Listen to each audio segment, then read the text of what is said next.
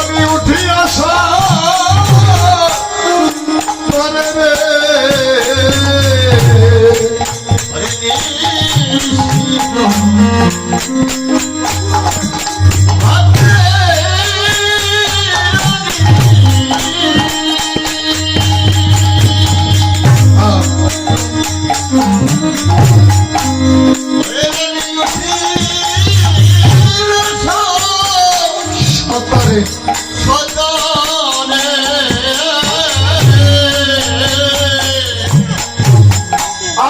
রে দধি বন্ধ ঘরে গেলা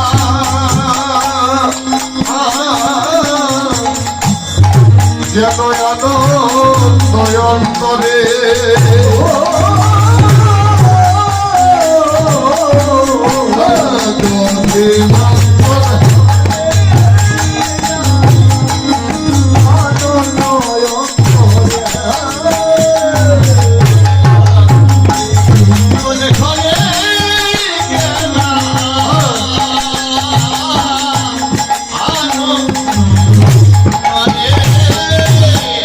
দধি রানন দয়া ধরে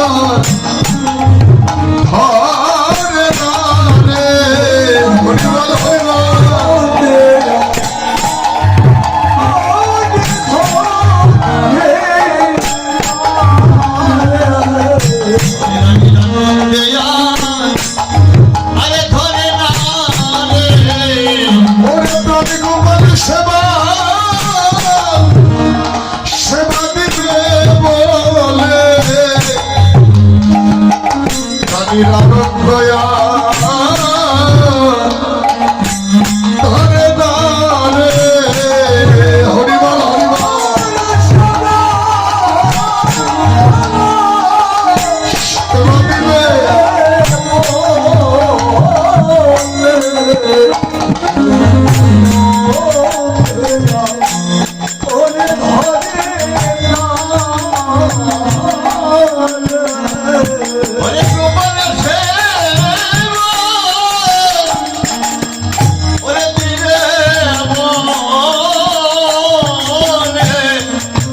রানন দয়া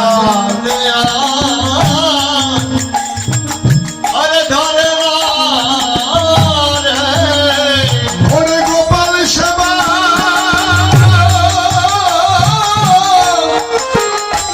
সেবা দিবে বলে রানী রানন দয়া ধরে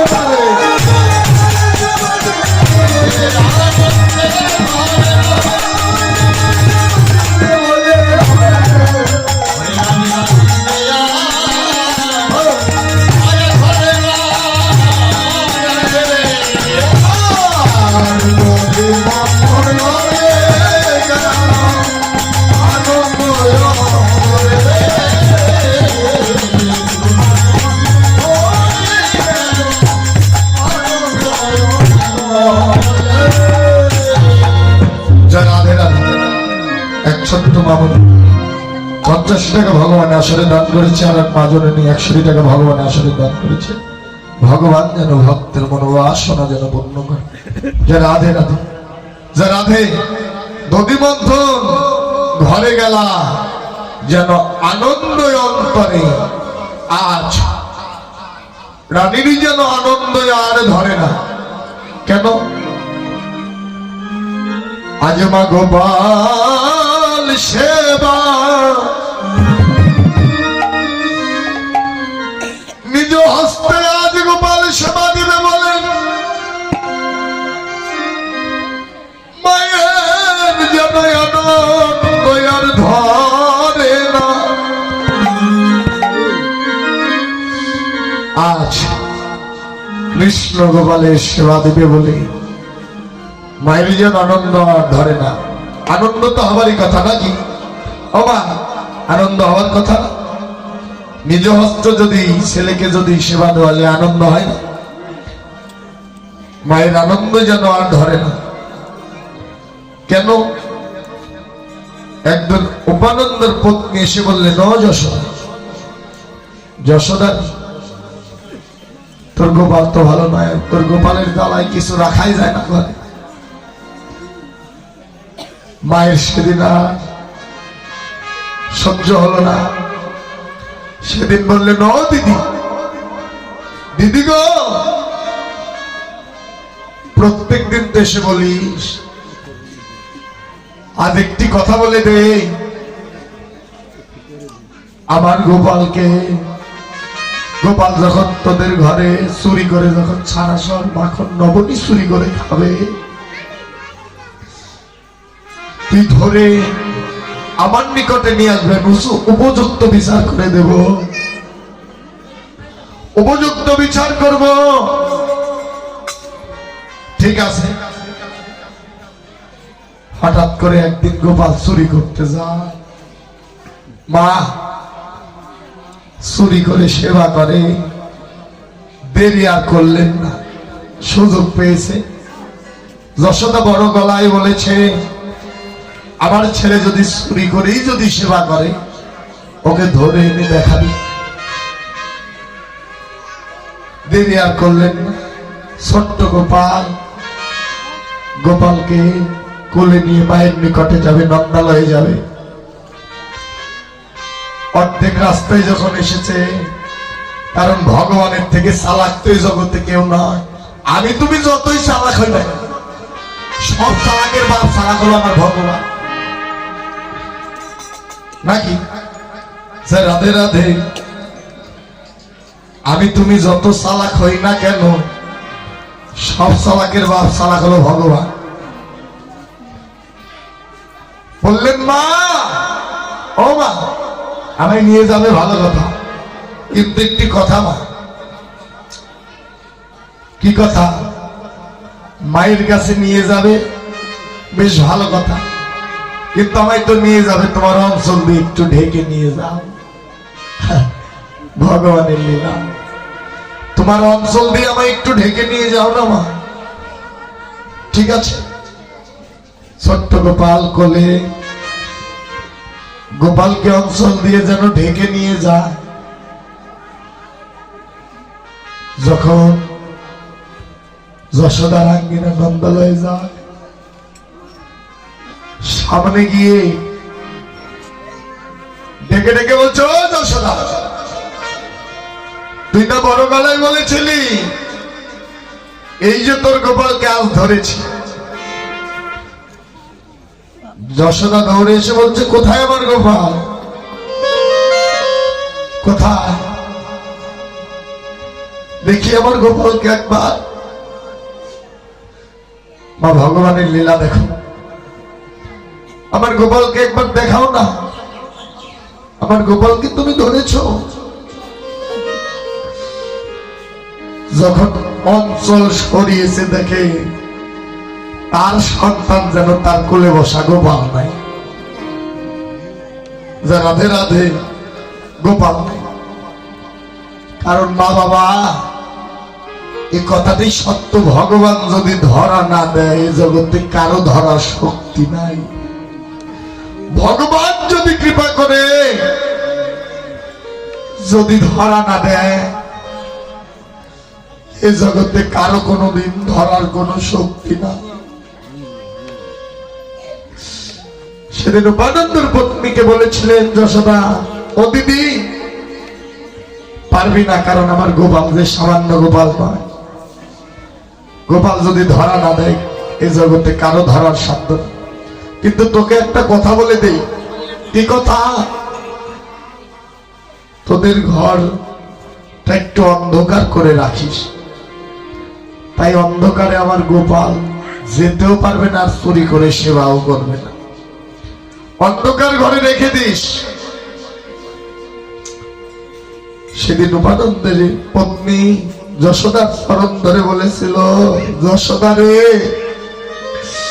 তোর গোপালকে যখন আজ আমি কোলে নিয়েছিলাম, তখনই বুঝেছি তোর গোপাল যে সামান্য গোপালে নয় রে, তোর গোপাল যে সামান্য গোপালে নয়।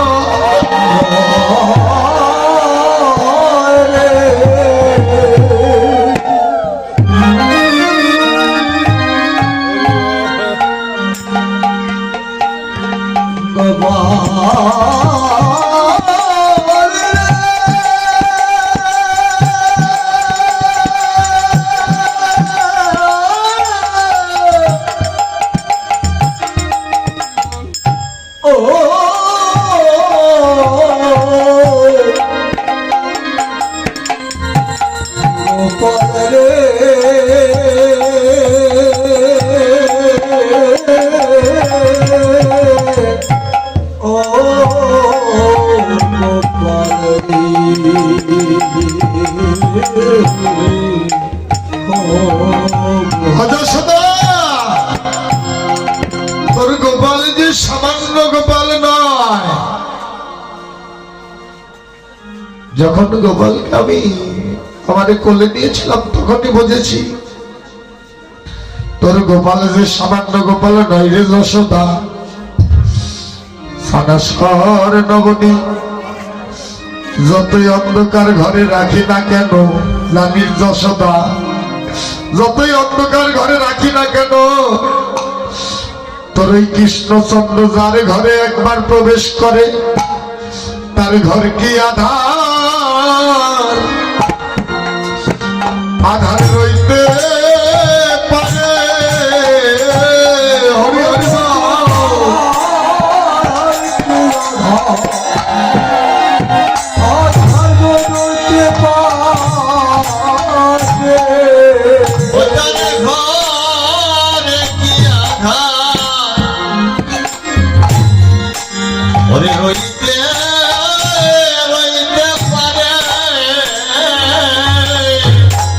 কৃষ্ণ চাঁদ যার ঘরে ঘরে প্রবেশ করে এই জগতে তার ঘর কি আধার আধার রইতে পারে। কৃষ্ণ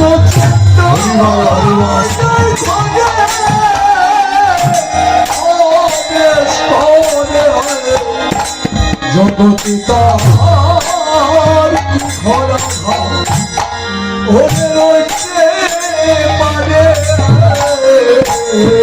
বলি তার দিব্যি আলো পেরে যায় রে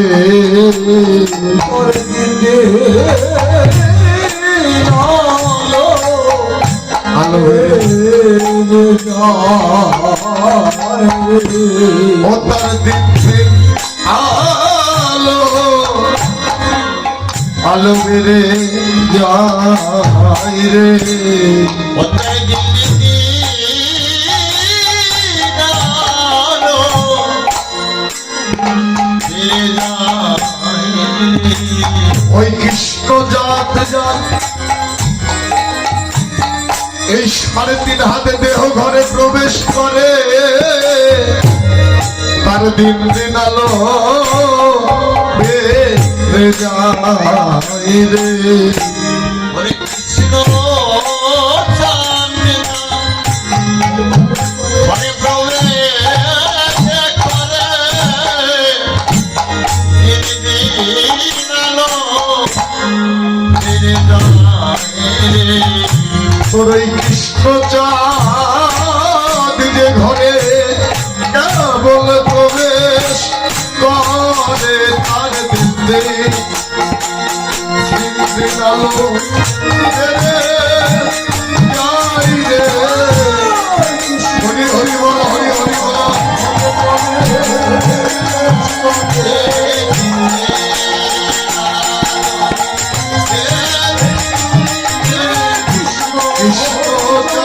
ঘরে প্রবেশ করে আমার কৃষ্ণ চাঁদ ঘরে প্রবেশ করে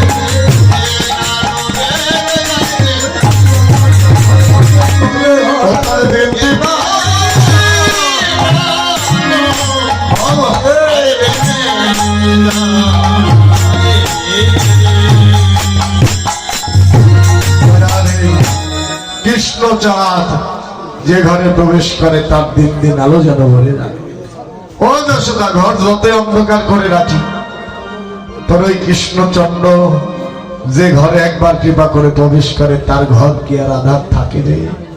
তার ঘর তো আর আধার থাকে না, তার জন্য দিন দিন আলো বেড়ে যায়।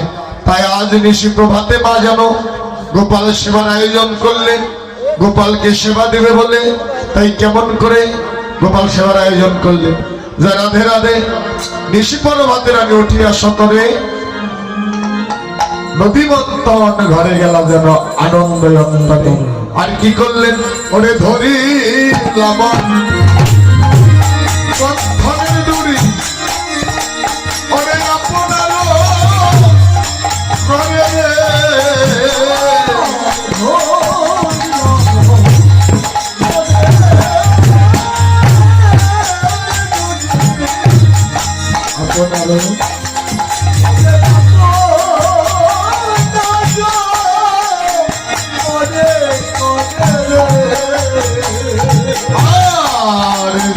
লোক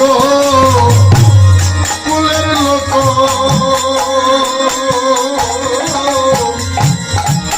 ওরে মন্থনের স্বরে হরিবল হরিবল হরিবল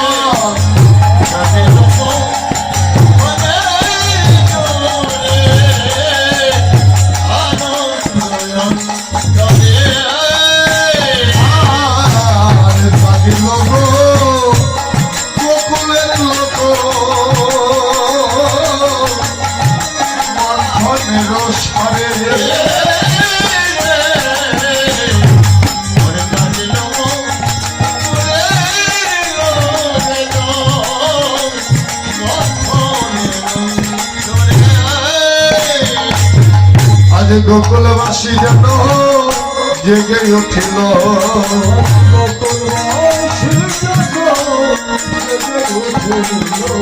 বদনে হা কৃষ্ণ প্রাণ গোবিন্দ বলে গোকুলবাসী যেন জেগে উঠিল।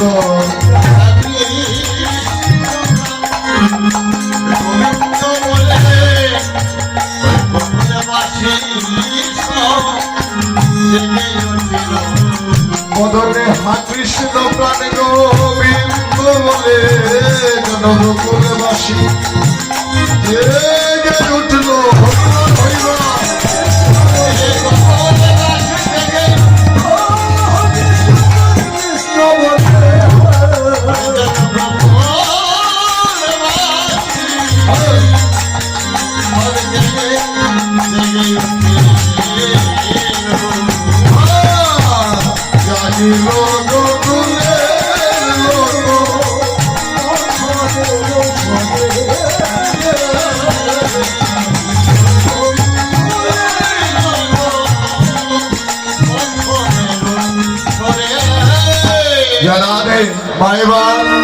মন্থন করছে আর মন্থনের স্বরে আজ গোকুলবাসী যেন জেগে উঠলেন। গোকুলবাসীকে রাধে রাধে গোকুলবাসীকে আজ গোকুলবাসী তোমরাই কেন এই যে পবিত্র স্থানে বসে আছো, আজ গোকুলবাসী যেন বদনে হা কৃষ্ণ প্রাণ গোবিন্দ বলে আজ যেন জেগে উঠলে। জয় রাধে রাধে। তাই বৈষ্ণব পদকর্ত বললেন, জাগিল গোকুলের লোক মন্থনের স্বরে। জয় রাধে রাধে হরিবল। ওরে রানী রয় উদার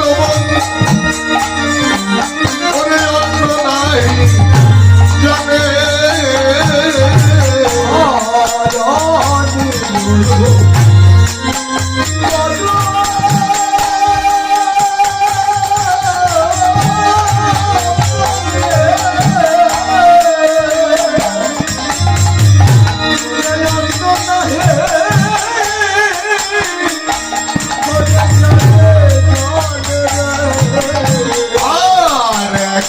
মাত্র গোপাল যে তার গোবিন্দ দাসে ভবে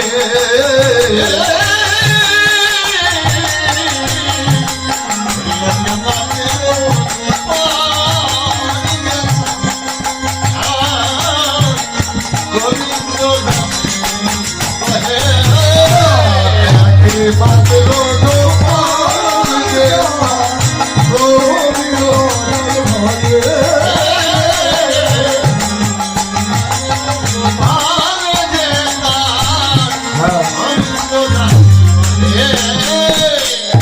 যা রাধে রানীরও উদার মনন্য নাহি জানে একমাত্র গোপাল যে তার গোবিন্দ দাস হবে। তাই মা নিশি প্রভাতে গোপালকে সেবা করাচ্ছি। গোপাল সেবা করিয়ে যেন ঘুমের আবার আভা পেয়ে গেল। যা রাধে রাধে গোবিন্দ আমার।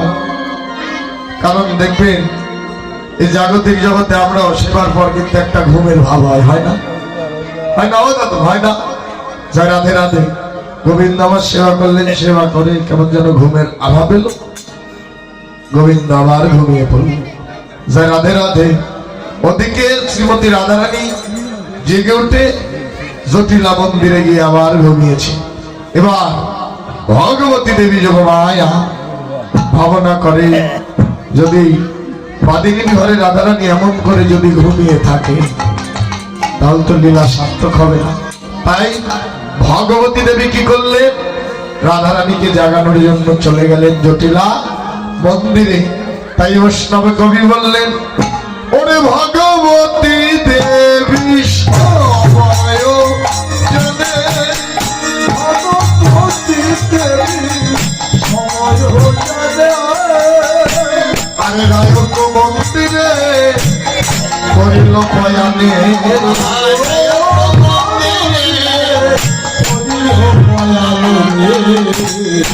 বলি জাগো জাগো রাই ধনি জাগো,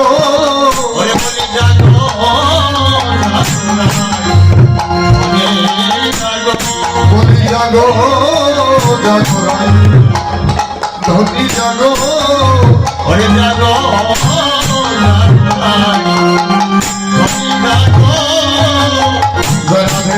রাধারানী আবার জেগে উঠলেন। কেমন করে? তপস্বই করলই কত অনুমান, কত পড়াশোনা করি আমার রাইকে জাগান। আসতে কত পড়াশোনা করি রাইকে জাগালেন ভগবতী দেবী। আসতেই যে কি হয়েছে ভাবে ফুলাবান তোরা বোঝে নাই যে এই যে এই ফুলাবান। রাধে রাধে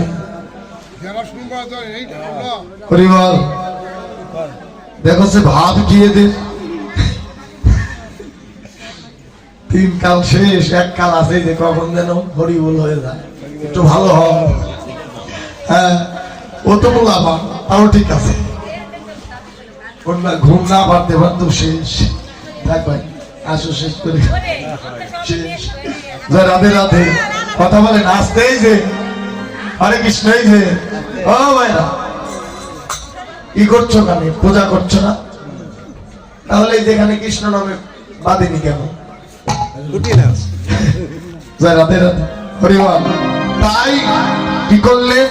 তপস্বই করো লই কত নমান, কত পড়াশোনা করি আমার রাইকে জানা। চমকিয়া উঠিল ধনী থরহরি কাপে প্রীত বসনে তনু সর্বাঙ্গ ঝাপে। এবার রাধারানী আবার কি করলেন? গোবিন্দের বসন নিয়ে যেন জেগে উঠলেন, গায়ে যেন গোবিন্দের বসন। এবার ভগবতী দেবী বলছে, রাধে সর্বনাশ। কি?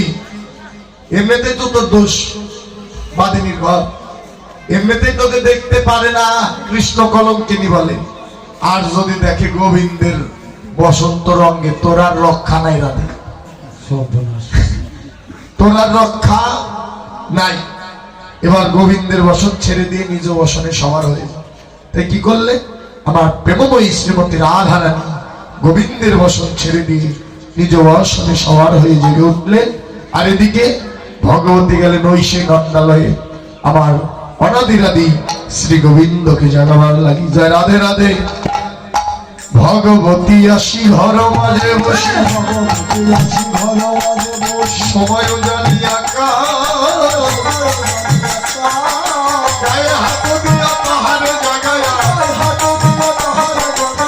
করাইল সাবধান, জাগো জগন্নাথের দোলা, হরিবল হরিবল, জাগো জগন্নাথের দোলা। আমি তোমায় যে করি সাবধান, জাগো জগন্নাথের দোলা।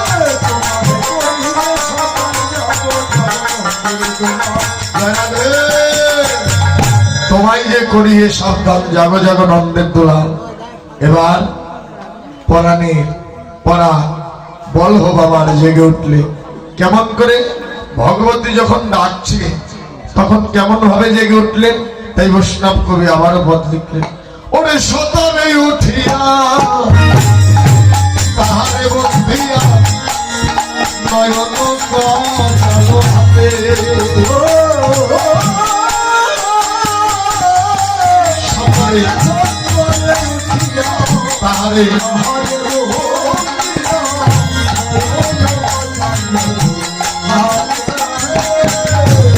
আমার আশিস পাইয়া ওরে বাহির হইয়া মিলিল সখার সাথে আশিস পাইয়া বাহির হইয়া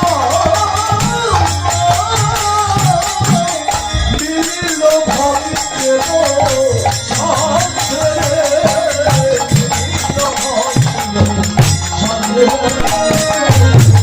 যেন সখারের সঙ্গে মিশে গেল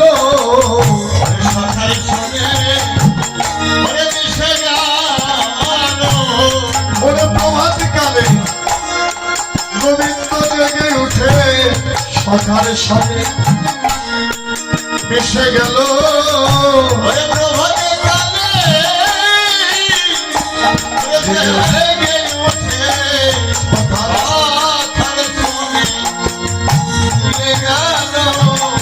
আর মিলিল সখার সাথে মিলিল সখার সাথে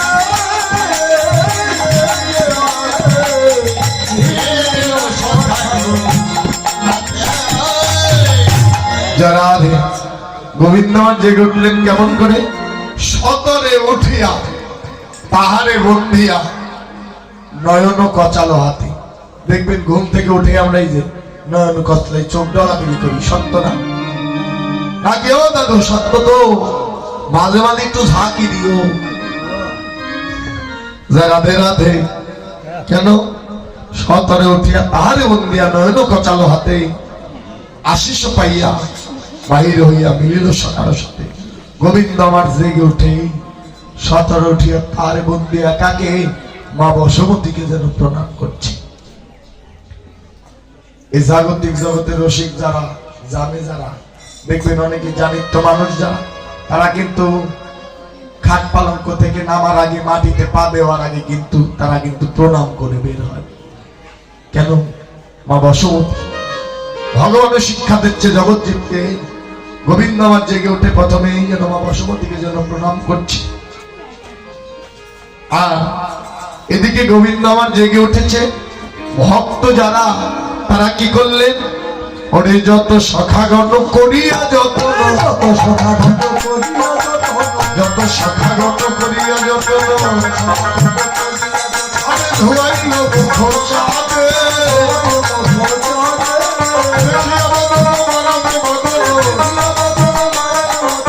আপরে পড়িয়া কাঁদে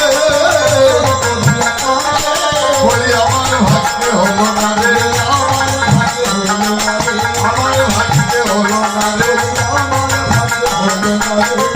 গোবিন্দের চরণ ধুত করে আমার ভাগ্যে হলো না রে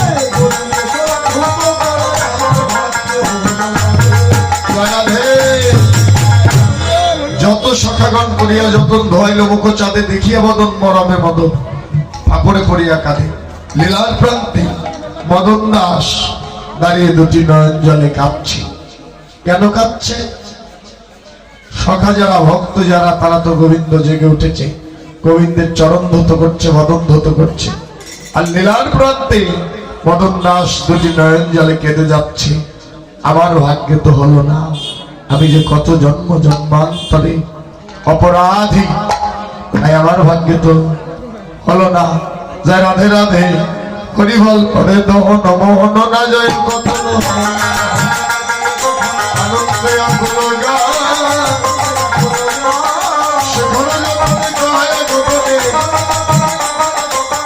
পথে আসবে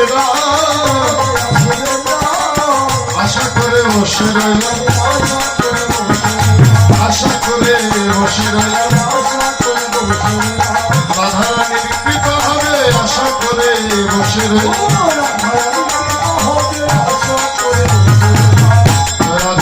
কবে আমার রাধারানীর কৃপা হবে আমি আশা করে যেন বসে রইলাম। রাধার কৃপা ছাড়া তো আর হয় না। রাধে রাধে। এবার আশার মাঝে যেন বসে রইলেন। এবার রসদগার রসেরই কথা। এবার প্রেমময়ী শ্রীমতী রাধারানীর নিকটে আসলেন সখীগণ রসের কথা শ্রবণ করতে। চাই রাধে রাধে। ও রাধারানীর সখী কয়জন? কয়জন? গোনার বাইরে। এ দেখি ভালো জানি তো।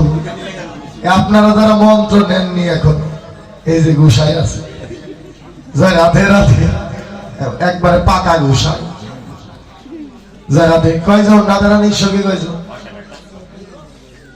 সখী কয়জন? অষ্টসখী। এই কথাটি বলতে পারো না? পারো বলো না কেন? জয় রাধে। রাধারানীর সখী 8 জন। আস্তে রাধারানীর সখী যদি 8 জন হয় গোবিন্দের শাখা কয়জন? 12 জন। 10 রাখাল। কিন্তু একটা কথা মাথায় ধরে না, সখা যদি 12 জন হয় তাহলে সখীরও তো 12 জনেরই দরকার নাকি? সত্য না দাদু? তা না হলে তো ভেজাল লেগে যাবে, যাবে না? কারণ সখা যদি 12 জন হয় সখীও 12 জনের দরকার। তাই সবাই বলি অষ্টসখী। ঠিক আছে অষ্টসখী, কিন্তু এখানে আরো 4 জন সখী আছে। তারা কে? স্বতন্ত্র সখী। তাই বৈষ্ণব কবি বললেন তারা কে? শুনে যাও। ওরে শ্যামলাবি বলা অভোলা মঙ্গলা আইরা রায়ের পাশে